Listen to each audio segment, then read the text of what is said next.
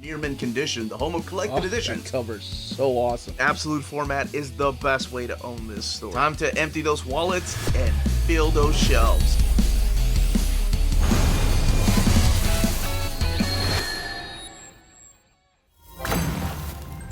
How's it going, all you minties? Uncanny Omar here from Near Mint Condition, the home of collected editions. And join me today for my overview on these 3 books that were recently released by Oni Press. So, let's go ahead and get started.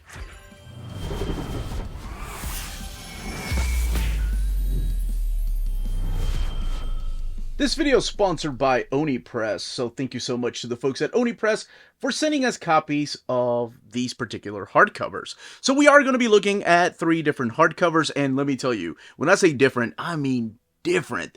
They're unique in their own ways. But before we talk about each and every one of these, I do want to show you just how big they are in comparison to a standard size hardcover. So they are a little bit taller than your standard size hardcover, but the standard size hardcover seems to be just a little bit longer. That's on Marvel Masterworks to kind of put things into perspective.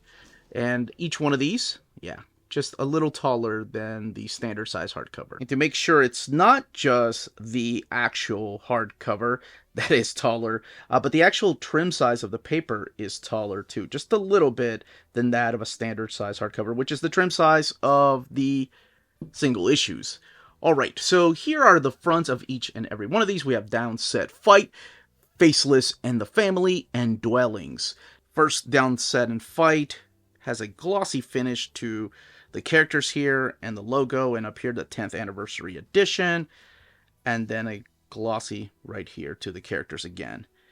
And then the ISBN, this one retailing for $29.99, action comedy, and Faceless and the Family right here. And that's the only thing that is glossy on the front there. It does have a glossy finish to the spine and the back. And this one is retailing for $29.99. And that one is fantasy. So like I said, a little bit different each one.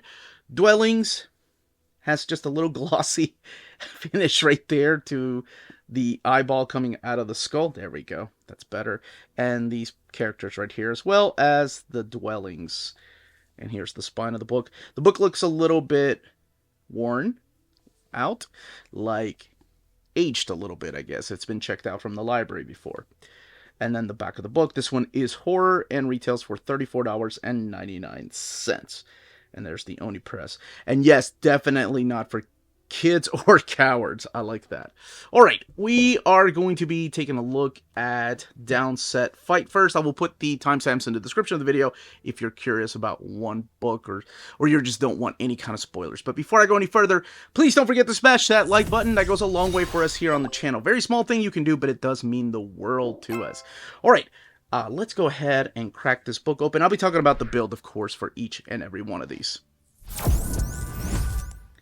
Downset Fight, the 10th anniversary edition here. So again, let's take a quick look at the cover. We have a bunch of mascots bidding up on this poor guy right here, Fairlane. Chris Sims, Chad Bowers, and Scott Kowalchuk. And here's your end sheets. And the credits right here, written by Chad Bowers and Chris Sims. The illustrations and colors by Scott Kowalchuk and lettering by Josh Kroc. And the color flats by Jason Fisher. And Jason Story doing the original collection designs and edited by Charlie Chu. So, this is a mystery type of story. This is the story of somebody that was a has-been. This is the story of Chuck Fairlane. Chuck Fearless Fairlane, as they used to call him back in the days when he used to play professional football. And what's happening here is you're getting a little bit of a flashback back to his glory days when he used to play football. And what ends up happening is that his father, Chuck's father, comes into the locker room at halftime to tell his son to throw the game off because he's gambled on the game. And these are some dangerous people he's gambling with that they'll end up killing him unless his son's team loses the game. And that's the type of relationship that he has with his father. So what ends up happening is that Chuck tells his dad pretty much, No, he's not going to throw the game. His team is depending on him. So he gets back up at halftime and he comes out and they end up winning. And his dad had just played reverse psychology on him, letting him know that thanks to him, they ended up winning the game. He made a lot of money because they were the underdogs in the fight. Now, this is where it gets interesting because this is when the opposing team's mascot comes up to him and asks him for a picture using this old camera phone right there. And this makes Chuck snap. So he not only beats up the mascot, but the opposing team, his own teammates, hell, pretty much everybody but the cheerleaders, it's actually stated here. And then we see him in jail right here, where this nice police officer is asking for an autograph. Not for her, but for her little brother. And here is when his lawyers and the team representatives come in and ask him, hey, look, if you sign away this document that states that the mascot instigated you to fight, like they threw the first punch, we'll make all this disappear, and you can go back to having your career in football. And he doesn't sign. He instead signs that autograph to give back to the police officer, and he throws away his career. So we fast forward 10 years later, where we see Chuck Fairlane now, a little bit older, and this time around he is a coach at the Darius, I love the fact that it's Darius Rucker High School, and here he is a coach of football, and during one of the football practices, this guy in a mascot comes in and says, come out and take your medicine. Now, we don't know what is going on. Like I said, it's a little bit of a mystery. In between the present day, we do get flashbacks of him and his father, like how his father trained him. Like, for example, here he is with bear traps, telling him to pick up those feet and keep running. So when he's teaching these kids how to play football, he's like, you kids have no idea how easy you got it. So Chuck fights back when he sees this mascot hit one of the kids. Again, having flashbacks of his dad just training him, and just goes crazy and knocks down the mascot. Now, of course, he's being interrogated, and the FBI gets involved, and Officer Harrison, this young lady right here, also gets involved. And it gets a little personal here, trying to figure out why exactly this mascot was coming after him, and if it has anything to do with the recent attacks on other sports people, like out there, sports stars, I guess, because Chuck isn't the only one that a mascot has come after. So that's the mystery, as the mascots keep attacking him. As a matter of fact, when he takes Officer Harrison out on, it's not really a date, she's trying to interrogate him, they get visited by a grizzly bear mascot, this guy right here, also wanting a piece of Chuck. Now, what does this have to do with his past? What does this have to do with his dad? Like I said, there's a little bit of a mystery. It's a comic like I have not read that features football, that features mascots beating up your main character and just going out in a fight. I do love the fact that every time a mascot appears picking a fight with Chuck, they state what the odds are. The odds are 50-1. Knowing how powerful this character is, it's almost like a boxing match. It's almost like somebody's gambling on this. I've enjoyed this. It's a lot different. It's a little bit of a break from your superhero comics, a little bit of break from horror, which we're about to get to, and right around that season. So absolutely, I love the colors and the artwork here. Really reminiscent of somebody like Chris Samney. There are also flashbacks to not just Chuck's story, but where his father started and what helped him become the person that he is. And probably answers a lot of the questions as to why he treats Chuck the way that he does. In the back, there's a wonderful, and I mean really wonderful, behind-the-scenes conversation between Chad Bowers and Chris Sims, talking about how this story got started. And it pretty much was both of them trying to inspire kids to read graphic novels, and that just melts my heart. This is the bio on the creators right here, including their stats, and including the artists right there. And your end sheets. This book has 160 pages. It is sewn binding and printed in this thick matte paper. So definitely for somebody that's into sports, but not necessarily somebody that's trying to reconnect with a family member and just learning to live again. and learning to love what they used to, even though it brings a lot of sadness because they thought they were doing the right thing. And I don't want to give away what happens here and what the twists and turns are. But yes, 160 pages, and that is Down, Set, Fight. Faceless in the Family by Matt Lesniewski. And there we go. There's the spine. And the back is fantasy. This one here has a little bit of a language and strong language, and that's about it, really. And neon green end sheets. Faceless in the Family. By the way, as much as I love Dave Stewart's colors here, oh my gosh, I don't think it does the art justice. And I love Dave Stewart ever since he was on working on Hellboy. But just look at this. Oh man, this is such a unique book. Out of the three of these, fantasy, yeah, but I would always throw in there maybe manga, because you're just thrown into this world. And I love the no explanation. We are further away from the in a world where people live on this hand planet. Yeah, no, we don't need that. We're the audience. We like to read. We like to figure things out. And I love that about this book.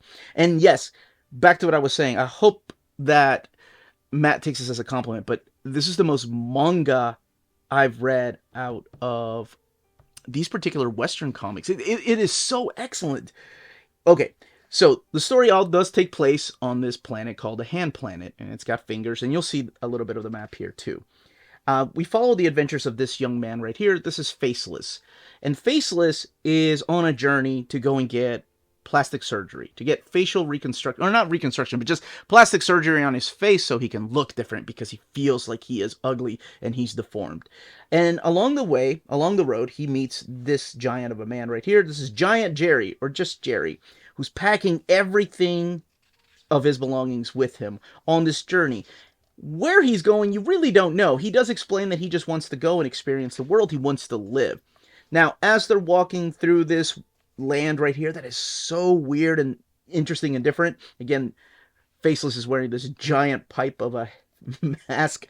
They meet this young lady, and we don't know her name yet. I do love this right here, like the squiggles with the pencils. I can't just focus on the art, though. It's beautiful.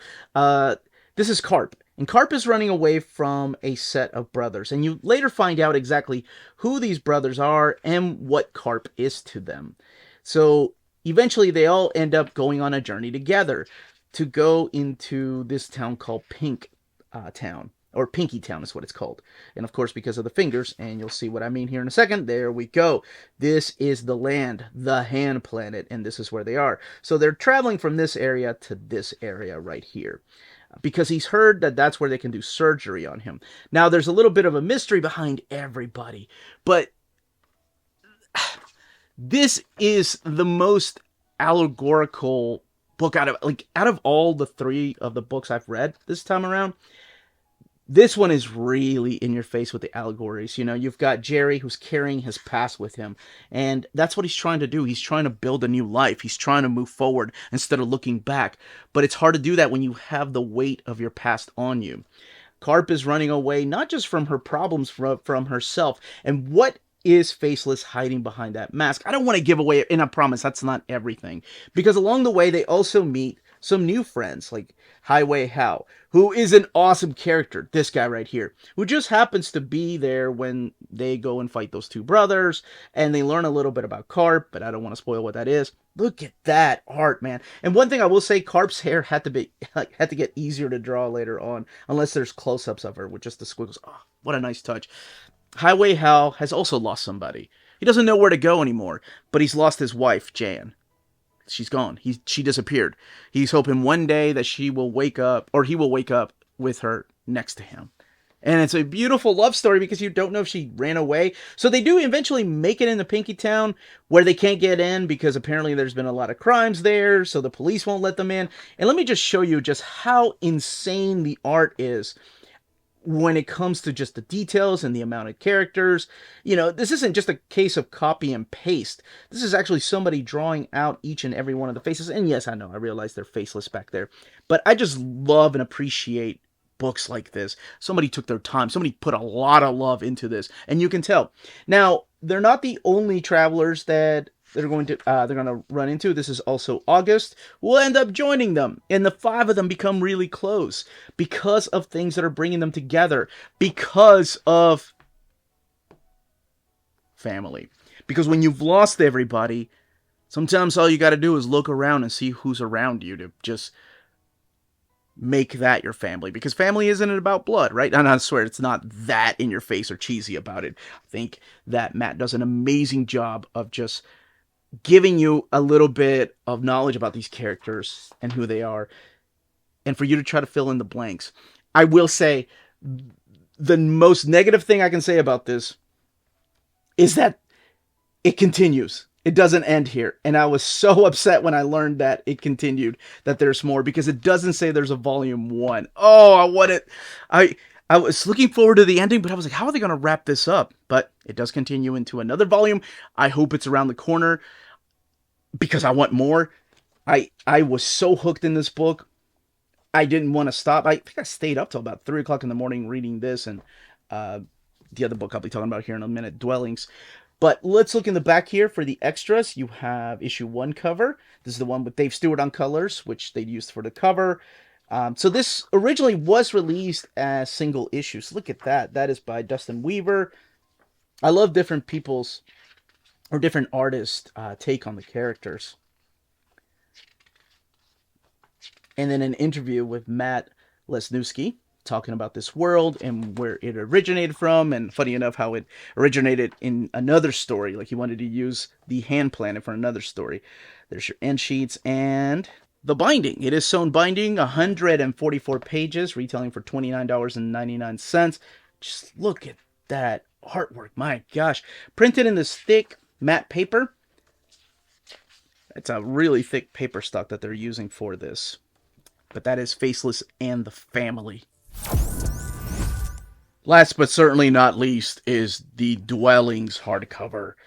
And speaking of not being able to put it down, between this and Faceless and the Family, I think I was up till about 3:45 in the morning yesterday. Oh my gosh. This is horror and definitely not for kids, even though you have like Archie type of drawings here. But it's very reminiscent of something like Cuphead. Very retro type of art style that just lures you in a state of false security, and I love it. So, Dwellings by Jay Stevens, and here's all the praise for Dwellings. There's some more in the back, I'm so sorry, by Carl Kessel and House of Nerd, Phil Hester, just to name a few. And then your title here, Dwellings. So what this is a series of 6 different stories. You have an introduction by Hamilton Keeling, They Know, Second Tongue, Quiet Suki, Being of Sound Mind, Pester's Call, Undergrowth, and then you have your cover gallery and about the creator.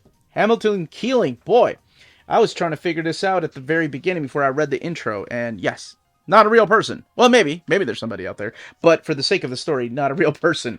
Elwich, which is where the whole story takes place, all part of Ontario. You know what? I'm going to let you Google to figure out what's real and what isn't. But for the sake of the story, I did save you some time. Hamilton Keeling did not write Elwich Mysteries. He is part of the story. So you do get a textless cover, and then you get the actual story. They Know. All right. So it's all about this young man right here that's walking in the forest of, again, taking place in Elwich, and he goes by the name of Johnny. He runs into this guy right here that says, "Hey, I know you. You're the guy that ratted out my boy." This is, he pulls out his wallet, or no, his brother. Ratted out his brother. And he's like, no, I don't think so. And he pulls out his wallet and he's like, "Says here, you're John Allen, but I know who you really are. You testified against my brother. Your name is Jordan Perry. And I bet your mom changed her name." And he freaks out. He's like, "No, you're crazy. Leave me alone." And ends up killing the guy. So that's how the first story kicks off. And then the crows go down there and start eating on him. So it's kind of graphic content like that. There are characters that appear throughout all of these particular stories, and including this particular detective right here. And you'll see her throughout, I want to say most of these stories, and how interconnected this particular little town is, even though some of them take place at different times. So Johnny keeps getting visited by crows, and his mom calls him and tells him that everything's okay. I don't know why he decides to call his mom while they're still studying this particular case. Detective Royster's the one that's in charge of it, and she got put on probation because she killed somebody. Like, she killed somebody in self-defense. Now, It is said that crows follow the murderer, like a predator that's going to kill again. So he becomes really like feeling guilty when he's being called a murderer. And sure enough, what ends up happening is that he ends up becoming a serial killer. Now, if you love animals, I will say maybe not that one. At the end of each of the stories, by the way, I'm not sure if I can show it, called All Hell. It's a little one-page strip, and it's all about Jack fooling the devil into letting him live another day without going to hell. Now, there's a couple of twists and turns later on, and who Jack turns out to be, but it's mainly the Jack and the devil. Second Tongue is all about this young lady right here. This is Dawn, who's studying at Harvard, and she's studying mental cases, like this young man right here that apparently overdosed on heroin and came back after the overdose, after he came back from the dead, with an accent. But there's a deeper mystery because he might have been possessed by some kind of demon. Or maybe it could be the spirit of somebody else possessing him, not necessarily a demon. This is the Quiet Suki. It's all about this young lady that's trying to find her grandmother Petra, that's at this retirement center, and everybody that works at the retirement center is like, no, she doesn't live here. What are you talking about? However, she finds her grandmother's puppet, Suki, and takes it with her. And Suki could be real or could be something else going on. But I love the fact that they put ads in here, making it look really old school. This is the one that's actually about the character that we were talking about at the beginning. And it's kind of I want to say it's like a 3-in-1 type of story. Because you have these group of people that are building pretty much a haunted house. And he wants to write about it. They're like, yeah, you don't need to write about it, whatever. So he ends up telling the story of the haunted house here, the Bushel and Thwaites, and who it originally belonged to, and who this young lady is. I love the fact that it does tie back to the very beginning. There's the photo of the legendary Snake Lady. And Hamilton tells this particular story. Again, ads, love that. And the ads, by the way, sometimes have to do with the story. And then eventually they do open up the haunted house. And let's just say it could really be haunted. This is the Pester's Call. It's about maybe the spirit of a old clown that's inhabiting a young lady that refuses to die. This is the Undergrowth right here. And it's about this young man, Sycamore, Mr. Sycamore, that refuses to talk about his past and his 4 friends. And he's dealing with what happened back then and how Elwitch is just making the children disappear, and they keep blaming serial killers, but something else is happening that they have to get the children out of there. I love the fact that his name is Mr. Sycamore. Like I said, horror elements, and it does not shy away from like graphic content as far as like violence. Here's all the covers in the back. And more of the covers. I had a blast with this anthology. I couldn't put it down. I'm serious. And it was perfect, right? It was right at like, I think I started reading it about 2:30 or so. So maybe I stayed up till 3:30 or 4 o'clock. It was a phenomenal read. Jay Stevens right here. Little bio on him and your end sheets. It does have sewn binding and printed in this thick matte paper. The book has 272 pages. And again, retails for $34.99. And that, as they say, is that. And that was the content, the page count, and build of each of these books. Let me know in the comments down below which one piqued your interest, which one you've read before, and what you thought about it. And yeah, if you've read any of these, I would love to know your thoughts. And any questions, leave them down below. Don't forget to smash that like button, subscribe, and ring that bell for notifications. Everybody, stay healthy and safe out there. Much love.